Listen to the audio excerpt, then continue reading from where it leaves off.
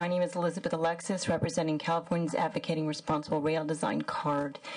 And we actually think, Senator Smitty, and your the decision to want to have a business plan with good capital numbers in it at this time to help this committee make the decision about whether you should continue to fund the planning was a really insightful thing. And it is really a shame that we don't have those numbers, because while we are talking about the planning, you can't talk about the planning without coming to grips with the reality of the capital costs, which are very different than what was described in the 2009 business plan, which sort of assumed that you'd be able to keep it simple, have a very grade level, cheap system, and that's just not the reality of a system that goes parallel to existing roadways. It's expensive, and we've seen that in the Central Valley, where we've had actual costing numbers that are coming in closer to $80 or $90 million once you add in electrification and other things, versus the original plan numbers of $40 million.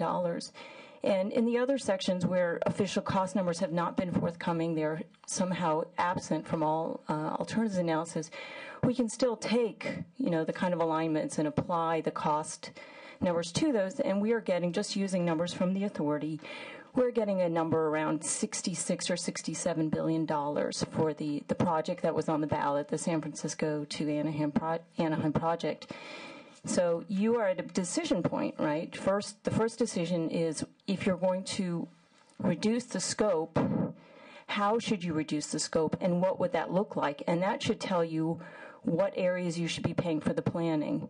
And because if something is 10 or 15 years off, that really leaves communities in the lurch if you continue to move forward to a cleared EIR.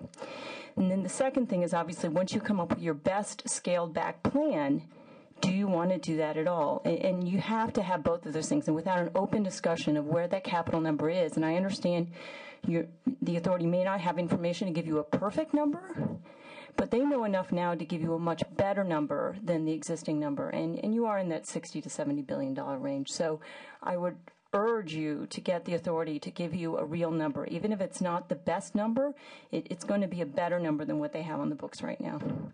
Thank you for your comments. Last call on public comment.